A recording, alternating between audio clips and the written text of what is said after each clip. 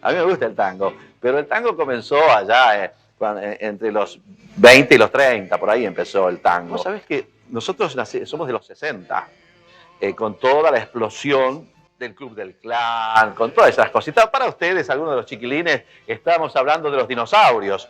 Pero existió un tal Palito Ortega, un tal Lalo Franzel y un tal... Después vino también un Leodán y un Sandro primero. El tango es para después de los 20. O sea, para la época del 70 para mí, ¿no es cierto? Y ahí me empezó a gustar un poco más y a querer el tango. ¿Cómo no creer en Dios? Si me ha dado los hijos y la vida, ¿cómo no creer en Dios? Que me ha dado la mujer querida, ¿cómo no creer en Dios? Si lo siento en mi pecho a cada instante, en la risa. Un día alguien me habló, bueno, yo ahora tengo la enorme responsabilidad, según mandato de Cristo, de hablarle a otro. Y eso lo tenemos que hacer todos.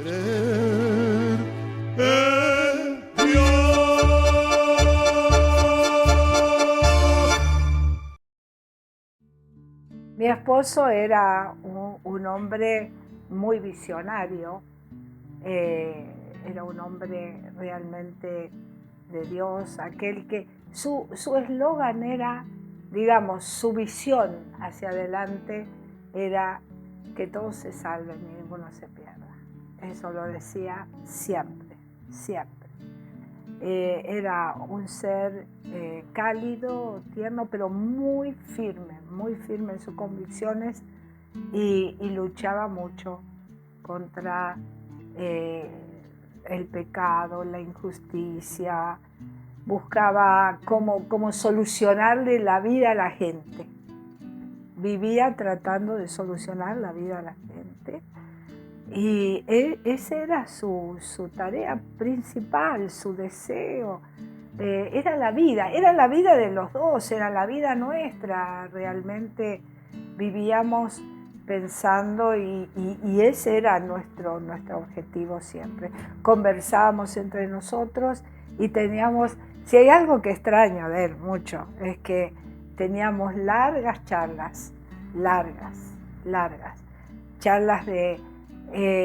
me parece verlo, recién hablaba con uno de mis nietos y decía, me parece verlo en ese sillón mientras yo cocinaba o hacía algo en la casa y me sentaba al lado y teníamos 2 silloncitos y él se sentaba allí y era conversar y conversar. ¿Y de qué conversábamos? Por supuesto, de toda, nos amábamos intensamente, nos hacíamos cariño desde ya, pero también hablábamos de la escritura muchísimo. Era estar horas, leíamos un texto y compartíamos y esa profundidad de la escritura, esa visión de la escritura, ese entendimiento, porque si hay algo que él tenía era ese entendimiento de la vida desde la perspectiva de Dios. Increíble, increíble. Era algo asombroso escuchar cómo él miraba la vida desde esa perspectiva de Dios, ¿no?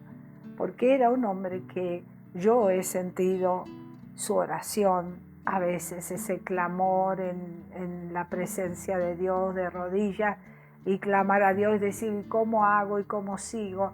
Realmente tenía una relación de intimidad con Dios extraordinaria. Y compartíamos muchas horas, toda nuestra vida, cuando a partir de que comenzamos a servir al Señor a tiempo completo, entregar toda nuestra vida al Señor, eso fue siempre así, fue en aumento, realmente nuestra vida entregada plenamente al servicio de Dios. Y todo nuestro interés pasaba por ahí, no teníamos otro interés, y él, esa era su visión y su pasión, porque era pasional en este sentido de que todos se salven y ninguno se pierda, era su pasión, su pasión. El Evangelio de nuestro Señor Jesucristo, la cruz, que es el centro del Evangelio y con quien yo estoy juntamente crucificado, otra vez la cruz, con Cristo estoy juntamente crucificado. El Evangelio es eminentemente de carácter personal. Primer punto, el Evangelio es personal. Y esto es muy importante. Yo me convertí al Señor cuando tenía 12 años, sin haber escuchado o tenido conciencia de haber escuchado el Evangelio. Pero escuché la palabra de Dios cuando tenía 12 años, solito allá en la calle. De pronto ingreso en un templo, alguien me invita a ingresar a una iglesia. Sin familia, sin mi padre, sin mi madre, solito. Mi padre y mi madre estaban en casa, mi hermano estaba en casa, y yo caminando por la calle, por ahí, y alguien me invita a entrar, como alguna vez, tal vez a usted alguien le invitó a ingresar a un templo como este, y ahí ingresé, 12 años, entusiasmado de ver las luces, escuchar la música y el canto, enamorado de Jesús, enamorado. Y todo me impactó y acepté. Esa tarde acepté a Jesucristo por la fe en mi corazón. Personal. Personal. Para mí fue descubrir una cosa que hasta ese momento no tenía ni idea de qué se trataba. Y en mi casa fue el primero que tuvo acceso a una experiencia interior hacia Dios, hacia Jesucristo. Fue un fuego muy fuerte, un llamado muy lindo. Yo tendría 13, 14 años, no sé, y ya quería predicar y quería guiar a otros. 15 años lo estaba haciendo. Yo trabajé allí hasta los 21 años más o menos. Llegué a un momento donde me designaron como subgerente y fui a la ciudad de Bahía Blanca para administrar juntamente con el yerno del dueño de la empresa, una empresa muy importante en aquellos años, con 2 fábricas, 7 o 8 sucursales, importadora, bueno, y estuve trabajando en Bahía Blanca, en la sucursal de Bahía Blanca, como subgerente allí, hasta que, bueno, dije basta, planté y empecé mi propia actividad comercial. ¿Y qué hacías? Ferretería. Ferretería. Bueno, así que de nuevo los calibres, las pinzas, los candados. Sí, ferretería con todas sus variedades, ¿no es cierto? Eso fue para mí durante más o menos unos 5 o 6 años de manera independiente, hasta que ocurrió esto otro. Dijimos a los 12 y ahora a los 26 más o menos,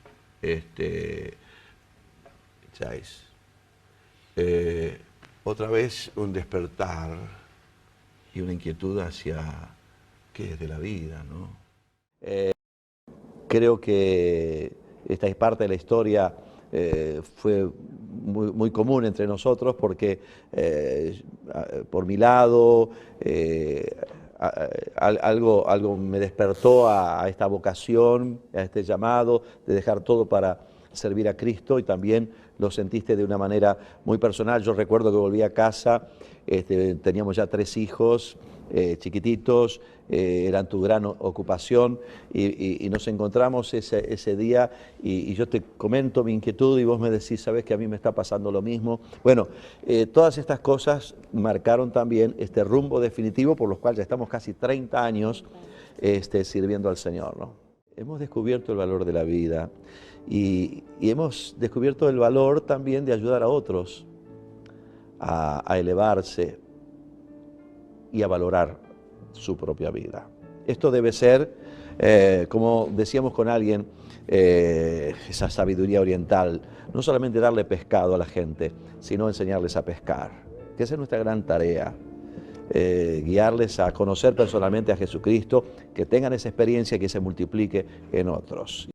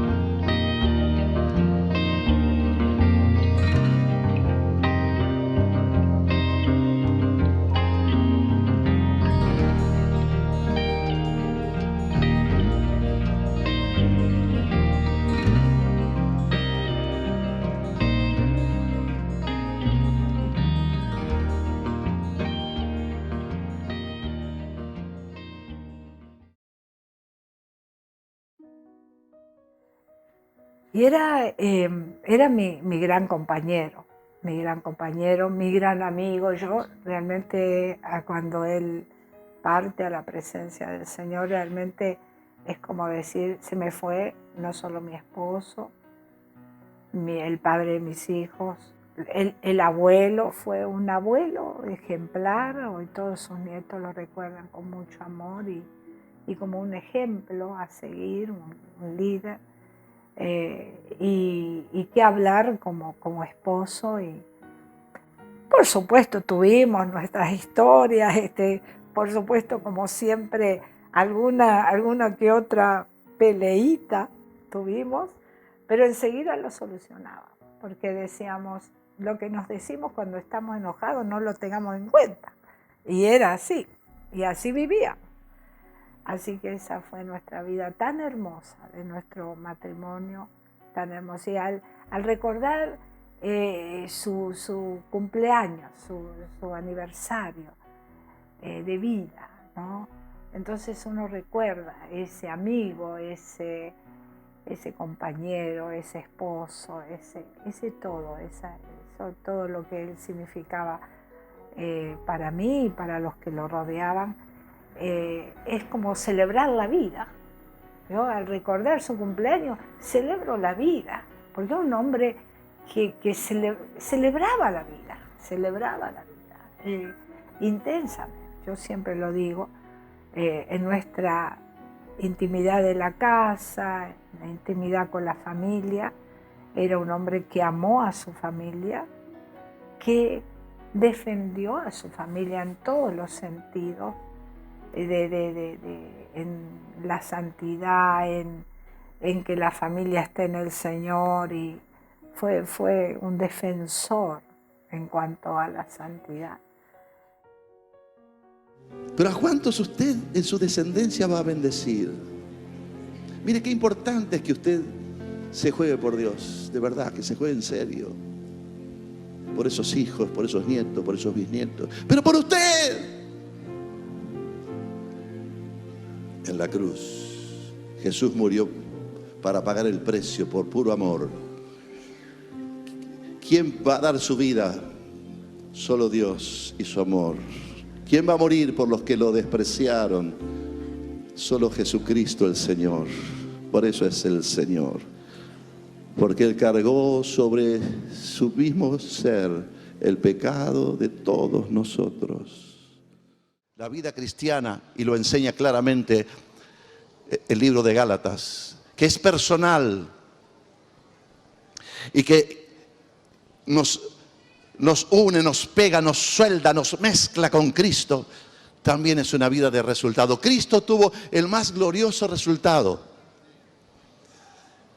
Todo el mundo está al amparo de su obra, para que todo el mundo sea salvo, para que todo aquel que en Él cree no se pierda. Mire, y usted está en Él, para que todo el mundo sea salvo, para que todo aquel que en Él cree no se pierda, mas tenga vida eterna.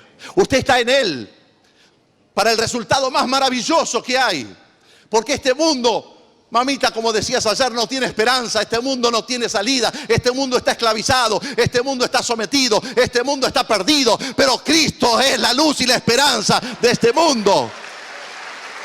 Y la iglesia lleva este resultado. No hay otra cosa en nuestra vida más que anunciar el Evangelio del Reino. Y esta es una deuda que tengo con usted, que tenemos con usted. Porque si yo me callo respecto de la grandeza de Dios y de su amor para salvarle, Dios quiere que usted y yo cumplamos de anunciar el Evangelio que hemos recibido. Hemos recibido el Evangelio de la gracia de Dios, hemos sido salvos por la obra y el favor de Jesucristo, y nuestra gran responsabilidad ahora, y la deuda que nos queda, es explicárselo a otros, testimoniar a otros. Dice Jesús, recibirán poder cuando haya venido sobre vosotros el Espíritu Santo y me seréis testigos. Significa esto, ustedes van a tener la responsabilidad de hablarle a otros. Era fines del año 1988 y cuando vinimos a la iglesia, a esta iglesia hermosa, vine con mi esposa, con un bebé de 1 mes y medio. La situación era muy delicada, pero lo que me mataba a mí era la culpa. Yo me sentía muy culpable, muy mal, porque había dañado a alguien a quien quería mucho, que era mi esposa. La había dañado mucho. Y eso había afectado en su salud bastante grave. Y bueno, esto había producido en mí un sentimiento de culpa tremendo. Y no tenía paz. No sabía cómo hacer para solucionar. Yo había cometido un error. Yo sabía que me había equivocado y feo. Y quería solucionarlo, pero yo no sabía cómo. A su vez trataba de que en esta situación de mi esposa, ella pudiera ser aliviada, y buscábamos en la ciencia, y bueno, pues ponían lo mejor de sí, pero los diagnósticos no eran muy buenos. Había que esperar, iba a tardar su recuperación un par de años. Todo esto hacía que yo me sintiera peor, me sintiera mal. Y me costaba mirarla a los ojos. Y ahí, bueno, la primera reunión fue, para mí, yo no entendí nada. Si me decís la vivenciaste, muy poco. Pero por dentro mío era como que yo gritaba a alguien que me ayude. Un día, creyéndome que podía conseguir trabajo, me había cansado un poco del trabajo que hacía en la fábrica donde estaba y pensé que podía conseguir otro trabajo. Renuncié. Estuve como 1 año sin trabajar. Pero un día me doy cuenta que me empecé a sentir mal. ¿Y qué era lo que me pasaba? Me estaba deprimiendo. Me estaba empezando a deprimir. En ese momento yo no me daba cuenta. Creo que mi mamá, mi hermana, se daban cuenta de la situación y empezaron a invitarme a ir a la iglesia. En esa época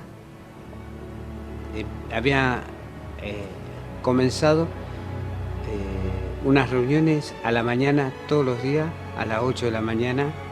Y una mañana salgo, mal, estaba solo en casa, mi mamá trabajaba, mi papá trabajaba, mi hermano en la escuela, mi hermana a trabajar. Salgo y veo en la puerta, pasa por la puerta de casa, un hermano me toca bocina y me saluda, chao, que Dios te bendiga. Y yo digo, este se confundió con mi mamá, no sé. Vengo por Oroño, cruzo Galvez y me paró en la puerta de la Iglesia Evangélica Misionera Argentina. Entro al fondo, que había que caminar un pasillo largo, entro al fondo y me siento en el último asiento. Sé que al final el pastor nos llamó al altar, y nosotros pasamos. Cuando terminó el llamado al altar, el pastor nos llamó aparte y charló con nosotros. Y nos presentó a Cristo. Ya en el altar habíamos aceptado a Cristo, pero nos presentó a Cristo de una manera más personal, no sé si es así la palabra justa, y nos dio un abrazo. Fue algo que no me puedo olvidar, como que de mí salieron toneladas de pesos, de kilos, que estaban y que yo no sabía cómo hacer para poder librarme de eso. Estaba sentado, llorando, se arrima esta persona que estaba delante arrodillado orando y se pone a hablarme. Yo reacio a comentar mi situación, bueno, aflojé, me escuchó, oró por mí, me hizo aceptar a Jesucristo por la fe en mi corazón. Esa persona era el pastor José María Silvestre. Estoy gozoso de ser parte de este lugar, de esta iglesia, parte del cuerpo de Cristo. y soy feliz sirviendo al Señor en lo que Él me da. Mi esposa, gracias a Dios, fue recuperada completamente. Ver cómo a través de Dios pude recibir el perdón, porque también era eso, ¿no? Algún día me perdonarán, y sin embargo, gracias a Dios, que también eso, recibí el perdón de Dios, pero recibí el perdón de aquellos a quienes yo había dañado también. Y eso produjo una sanidad en mi ser interior. ¿Qué pensar en el tiempo de la pandemia? Cuando todo el mundo estaba encerrado. Bueno, que teníamos que salir desde nuestra casa.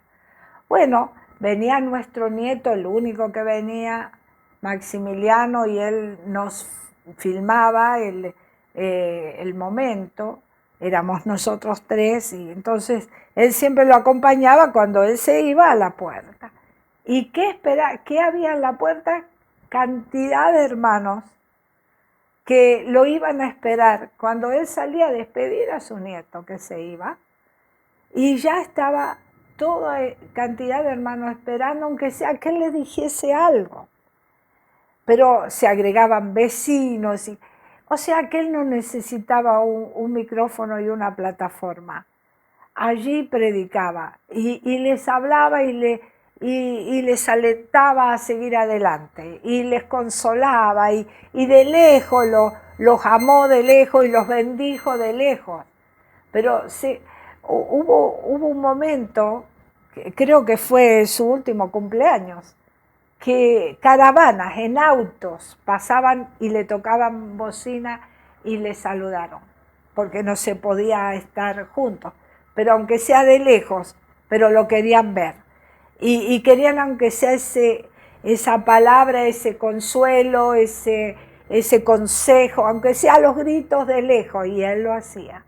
Él no necesitó micrófono, plataforma, donde sea. Él hablaba de Cristo, la pasión por las almas, y a él le dolía las almas, y le dolía ese tiempo pensar la gente en la condición que estaba por esa situación.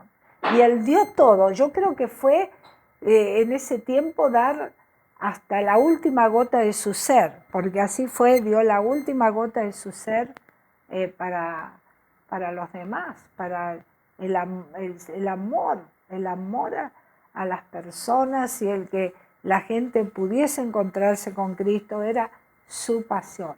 Un hombre de Dios, un hombre amoroso de Dios, un hombre que amó sin límites, realmente. Y no se necesita mayor cosa, solamente su voz y ese consejo que venía de parte de Dios. Ese era él. Los textos en particular son, por así decirlo, más fuertes, más contundentes. El 14 de Juan tiene estas características de ser un texto fuerte, que vos y yo tenemos que aprenderlo. Lo mismo que Romanos 1. O aquel otro que dice que toda la escritura es inspirada por Dios. Timoteo, segunda 3. Toda la escritura es inspirada por Dios y útil. Bien, toda. No piensa, yo me llevo esta hojita. No. Pero hay algunos que tienen más contundencia, más fuerza. Golpea más nuestras vidas. El Señor te dice, capítulo 14 de Juan, dice, no se turbe vuestro corazón. Esa frase de creed también en mí. Le estaba diciendo a esos judíos que estaban allí, que lo dejaban a él afuera. Y que algunos empezaron a decir pronto, a ese crucifícanlo, a ese vamos a hacerle un juicio severo, vamos a mandarlo a la cárcel, a ese. Escuchá,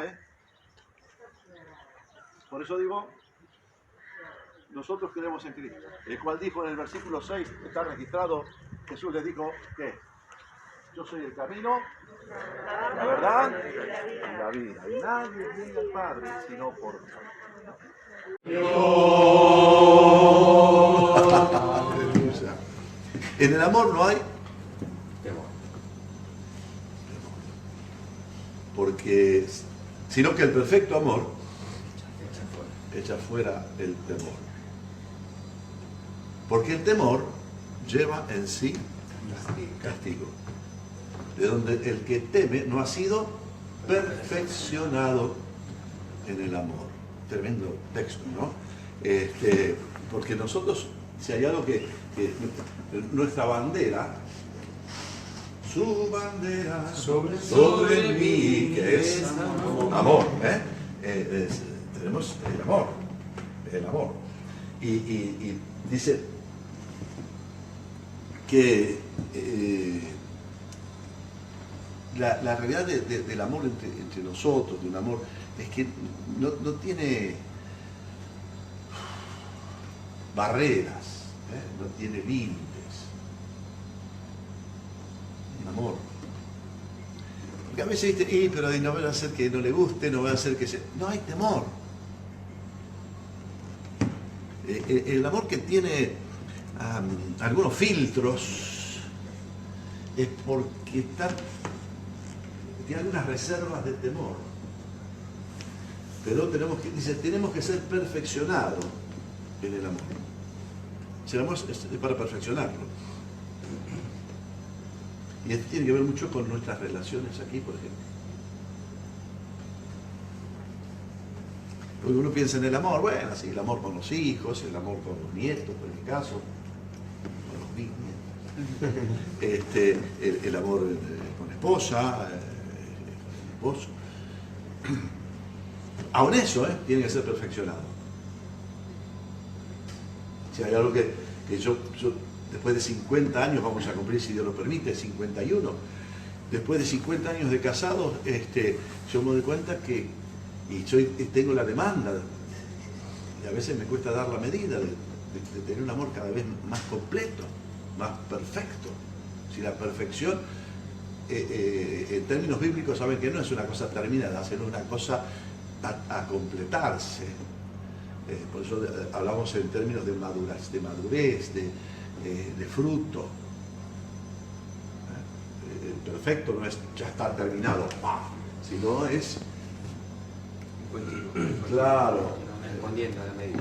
Es respondiendo a la medida de esa demanda, ¿no es cierto? Entonces, bueno, el amor entre nosotros, que me lleva a interesarme en el otro, saber o intentar saber cómo puedo ayudarlo, cómo puedo expresarle un amor práctico, un amor que el otro lo perciba, no para hacerme notar. Dice Pablo, a griegos y a no griegos, a sabios y a no sabios, soy deudor. Así que en cuanto a mí, pronto estoy a anunciaros el Evangelio también a vosotros que estáis en Roma. Y él dice, esta es mi deuda. ¿Cuál es la deuda? Que yo sé que tengo que ir hasta allí a llevarles el mensaje del Evangelio. Hay una deuda, la deuda de amor, sí. Siempre podemos hacer algo, una actitud de misericordia, de ayuda, de visita, de estar cerca, de comprensión, tantas maneras de expresar el amor y el afecto. Pero dice Pablo, la otra deuda de todo cristiano es anunciar el Evangelio de nuestro Señor Jesucristo. ¿Cómo no creer en Dios? Si hasta en las viñas y en el manso trigo, ¿cómo no creer en Dios? Si me dio la mano abierta de un amigo, ¿y cómo no creer en Dios? Si me ha dado la tristeza y la alegría de saber que hay un mañana cada día, por la fe, por la esperanza y el amor. ¿Cómo no creer en Dios?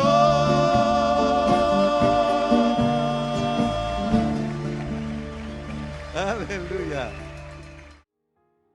¿Qué hablar cuando en el altar predicaba y sin invitar a la gente al altar, la gente iba apelada por lo que escuchaba de la palabra, se acercaba al altar.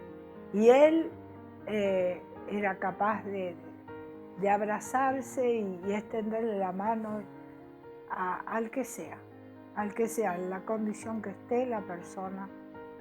Él iba él se extendía a abrazarla, a darle la mano, darle consejo, orar por ellos, orar por ellos.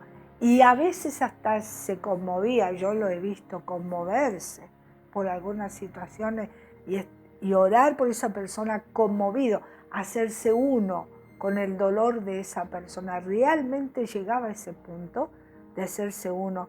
En la cruz con Cristo estoy y ya no vivo yo.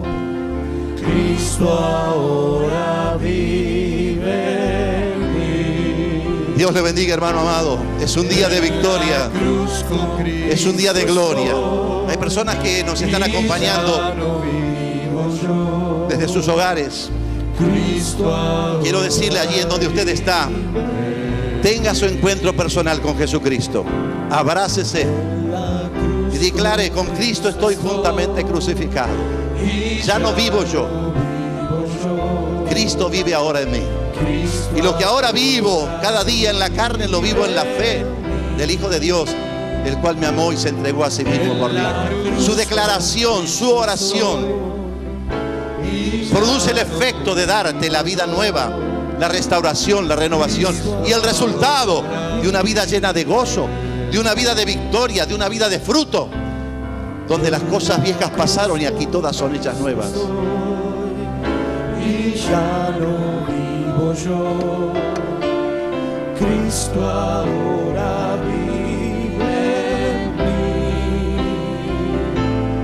En la cruz con Cristo estoy y ya no vivo yo,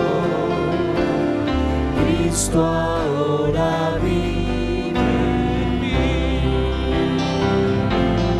En la cruz con Cristo estoy y ya no vivo yo, Cristo ahora vive. Derrame su corazón en la presencia de Dios. Dígale: Señor, te amo.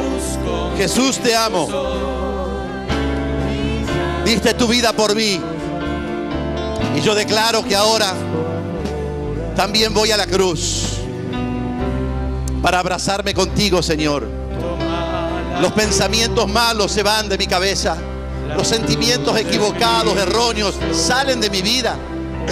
Porque ahora estoy listo para vivir por la fe del Hijo de Dios, el cual me amó y murió por mí.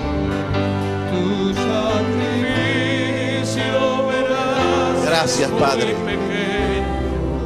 Aleluya. De riquezas que Cristo nos guardó. Si mirad la compasión de Cristo, Él es quien Jesús te ama. moldea Jesús te ama. corazón. Jesús te ama. Preciosa cruz, descansamos en Dio su vida por ti y por mí. Dios. Vive el cristianismo de verdad. No te permitas un cristianismo sin cruz. Cristianismo es la cruz y la vida de la resurrección. El poder del Espíritu obrando en nosotros. Por eso voy a declarar por la fe. Diga: declaro por la fe que con Cristo estoy juntamente crucificado y tengo la vida nueva que el Señor ganó para mí. Gracias, Padre, por haber dado a tu Hijo por mí, por ese sacrificio, por la sangre derramada en la cruz. Gracias, Padre, porque hay un resultado, hay un fruto precioso de vida eterna, gloriosa, abundante, que ahora puedo disfrutar como un hijo tuyo. Quiero cumplir la misión, quiero llevar adelante aquello que está encomendado para mi vida. Quiero serte fiel y vivir en la fe, de acuerdo a tu palabra, de acuerdo a lo que he recibido como enseñanza por tu Espíritu Santo. Lo quiero, Señor, rechazo, echo fuera todo mal pensamiento, todo pensamiento y sentimiento de oscuridad, de tinieblas, lo echo fuera, porque ha venido sobre mi vida la luz de Cristo, la gloriosa luz de Jesucristo mi Señor. Gracias, Padre. Gracias, Padre. Y que saludar a toda la congregación. Si había alguien que paseaba todo el tiempo por toda la iglesia, toda la congregación, saludando a uno y a otro y escuchando a uno y a otro, tenía esa disposición para todo el mundo. Escuchar al niñito que venía y se le abrazaba las piernas, y él tenía ese amor por esos niños, los amaba intensamente.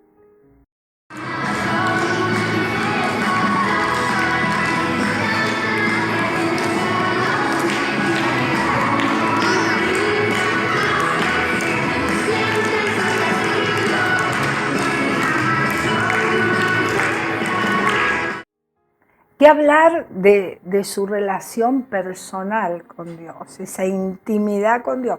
Como dije hace un momento, como estoy relatando, yo lo he sentido postrado de rodillas, oraba de rodillas en su rincón. Yo lo he sentido postrado de rodillas, oraba de rodillas en su rincón, y escucharlo decir, llorar en la presencia de Dios, hablar con Dios como era su compañero, era una relación tan de intimidad que tenía con Dios, que él no hacía nada. Íbamos en el auto, por ejemplo, y él hablaba con Dios, él decía, Señor, ayúdame, Señor, y ahora por favor. Todo el tiempo subíamos al auto y subíamos y orábamos, no nos movíamos de ahí, y él oraba intensamente, y mientras manejaba, él hablaba con Dios. Todo el tiempo él tenía esa intimidad, esa relación con Dios. Y ahora, ¿cómo voy, Señor? Y ahora, por favor, guíame, Señor. Y ahora, enderezá el camino. Y ahora, a ver, Señor, ¿cómo hago esto?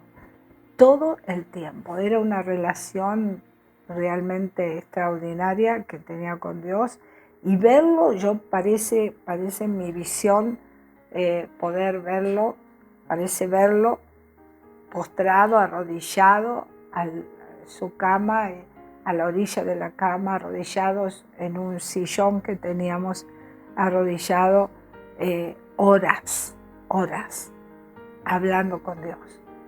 Y uno lo escuchaba, porque a veces en voz alta hablaba con Dios y tenía un diálogo, era como si tuviese un diálogo, era increíble. Como hablamos nosotros y nos intercambiamos una conversación, él la tenía con Dios. Y no hacía nada, absolutamente nada, si él no tenía la certeza de que Dios le daba el aval o lo guiaba. No, todo primero pregunta a Dios. Así que inclusive si por alguna tarea que tenía que hacer, tenía que salir apresurado, él en un momentito se tenía que apartar y buscar a Dios y leer la Biblia. Y para él era imprescindible, era como desayunar, era imprescindible, era algo que no podía estar si él no hablaba con Dios. Ese era una intimidad con Dios extraordinaria.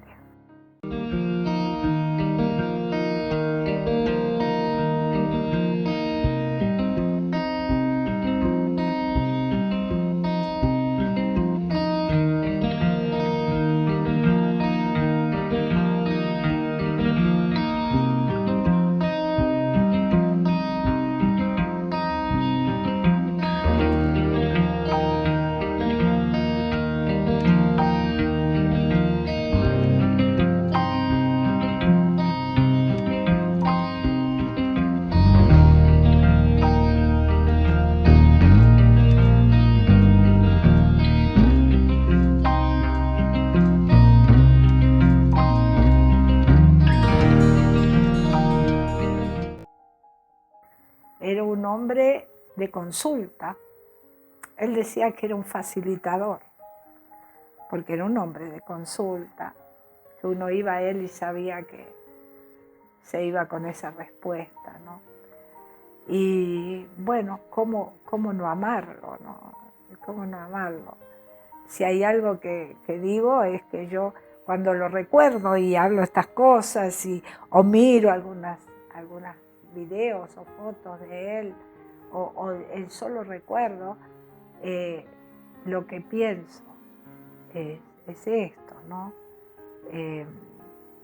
Ese gran hombre que fue, pero sobre todo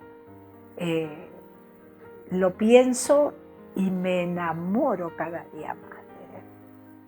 Y digo, realmente, cuando me enamoré de él por primera vez, realmente, cuando lo vi, cuando nos empezamos a relacionar, me enamoré para siempre, y lo que digo hoy día, para la eternidad, porque es increíble. Yo lo pienso o lo miro en una foto, lo recuerdo, tengo recuerdos de él y me enamoro cada día más.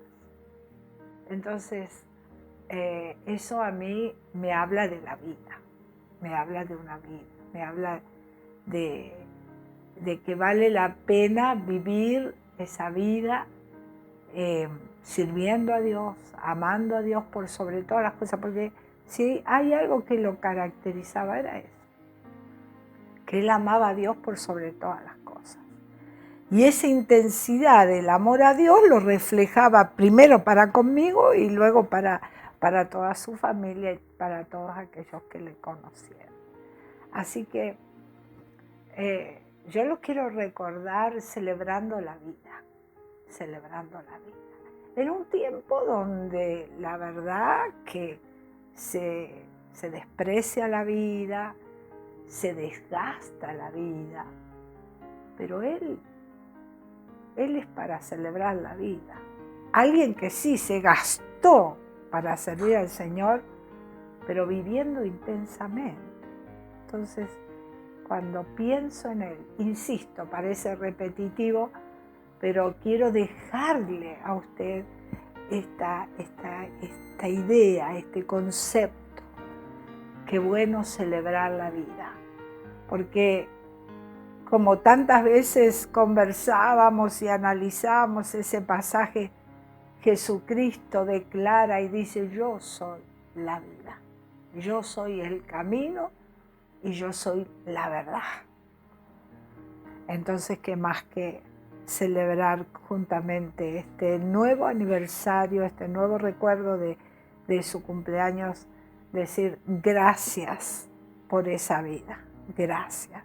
Cuando recordemos esta vida, por eso hablaba de celebrar la vida, nos deja esta enseñanza. Celebrar la vida. Qué legado extraordinario nos deja este gran hombre de Dios. Y yo realmente, en compañía de todos ustedes, digo gracias, Señor, por ese esposo que me diste, por ese amigo que me diste, por ese padre, por ese abuelo, pero por sobre todo, por ese gran siervo de Dios.